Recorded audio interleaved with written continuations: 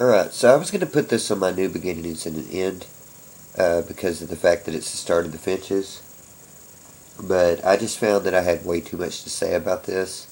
So I decided I would just do this issue by itself. Uh, a lot of people have knocked on this book, and I like Finch as an artist. I liked him in Forever Evil. I really liked his stuff in Dark Knight, and I was really upset whenever Ethan Van Sciver took over on Dark Knight. I mean, he did a great job, but I was really liked Finch's first I guess 12 issues of Dark Knight, uh, and I thought that he did a great job in this. Other than the fact that Wonder Woman looks like Selena Gomez, uh, thank you Foxy for getting that stuck in my head. Uh, but you know, I think that you know I think he did a great job. And there's a lot of people in this book I really like. Sonia Obeck, that does the coloring on this, is uh, one of my favorite colorists. She did the coloring on Catwoman, and I continued to read Catwoman. She was one of the main reasons that I continued to read Catwoman, was that Sonia Obeck was doing the coloring on it, and there is. I mean, I would be interested to see what Reader 1717, who didn't necessarily like the Azarillo run, thinks of this, because there were parts of this that I liked, and parts of it that I didn't. I don't agree with the fact that the that Wonder Woman is trying to get uh, the males to be part of the Amazons. I don't agree with that. I mean, I thought the Amazons were like the Spartans, and that they just took the males and threw them into a pit to die.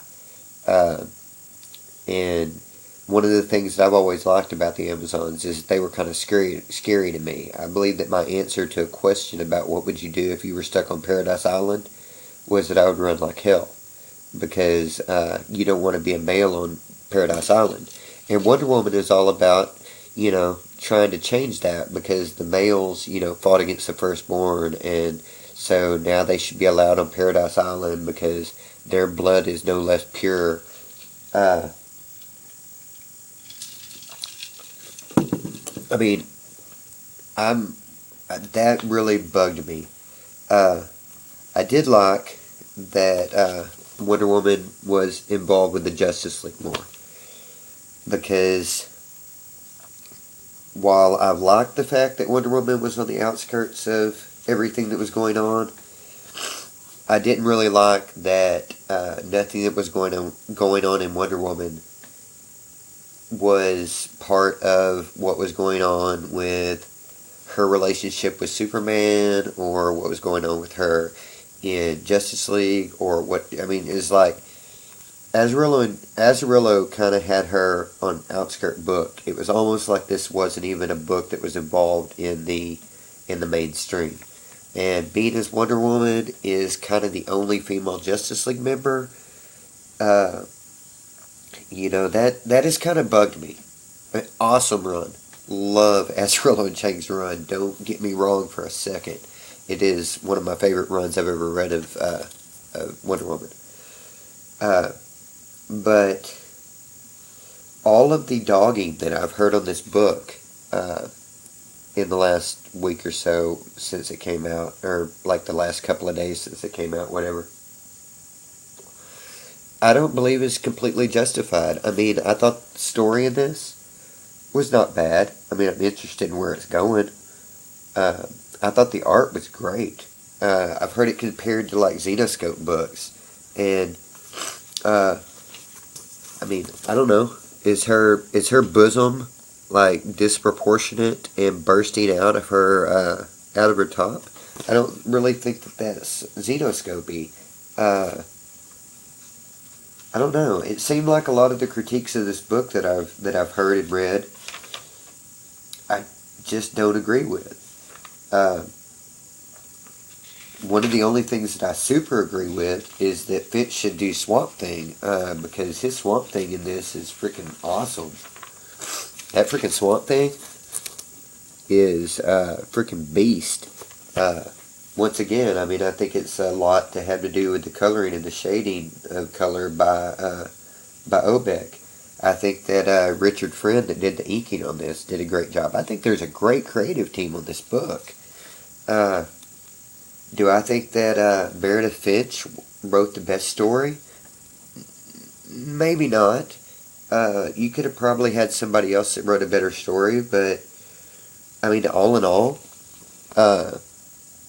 on something that I love, a new creative team coming on to it, I mean, I would give this like an 8 out of 10. It wasn't horrible. It wasn't just like, their best work's done in the toilet because this is shit. I mean, I don't know. Short of the fact that Astro and Foxy made me visualize Selena Gomez the entire time that I was reading this, and that they're trying to work males into Paradise Island. I really liked this issue. It was pretty good. And that's about all I got to say about that. I would like to hear what females that are fans of this book think about it.